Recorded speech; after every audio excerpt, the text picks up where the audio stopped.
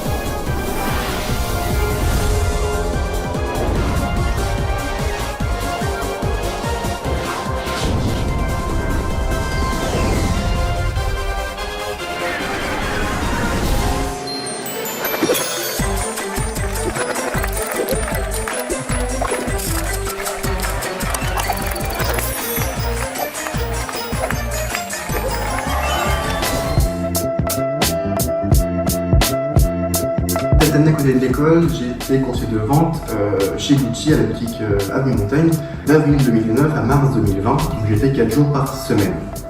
Et avant d'être en CDD, j'étais en stage, du coup à l'occasion de ma fin de bachelor. Donc avant ça, je n'avais pas d'expérience dans le luxe, ni dans la vente. J'avais fait 2 semaines de vente chez Cello Club pour la première année de DUT. Et ça n'avait strictement rien à voir. Donc c'était vraiment une découverte pour moi et un vrai défi. J'ai rapidement pu évoluer, apprendre et m'affiner grâce à une équipe de 100 personnes qui m'a accompagné et aidé réellement.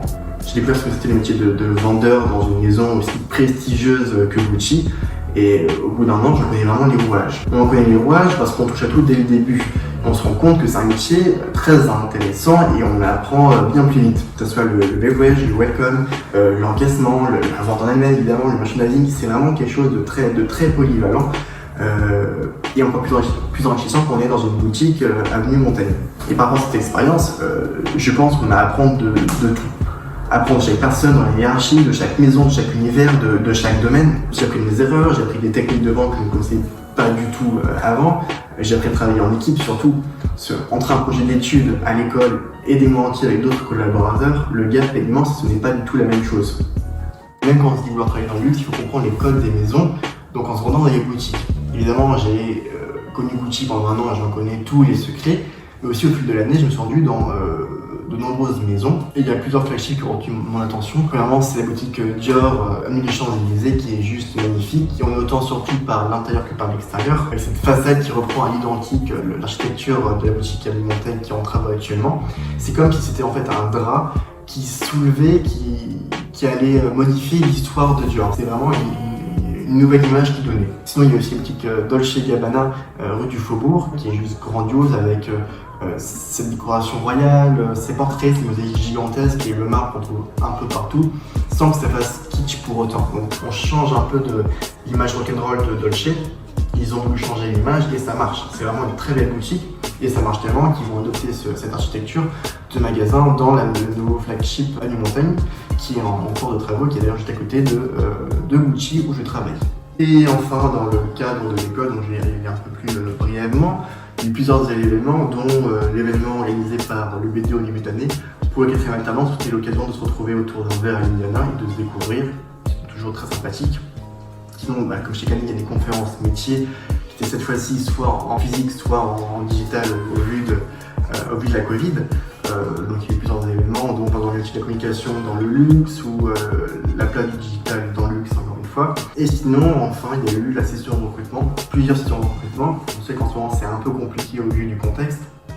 Et là vraiment, le campus a été vraiment utile pour moi. Donc j'ai eu un premier entretien pour Fusac qui n'a pas donné suite. Et plus récemment, j'ai passé un entretien pour un stage, une alternance en marketing et communication chez Daniel Théo.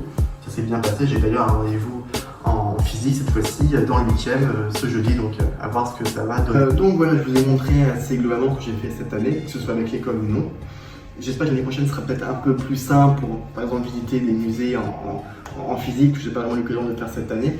Donc voilà, on verra bien. En tout cas, merci d'avoir écouté et à très bientôt. Au revoir.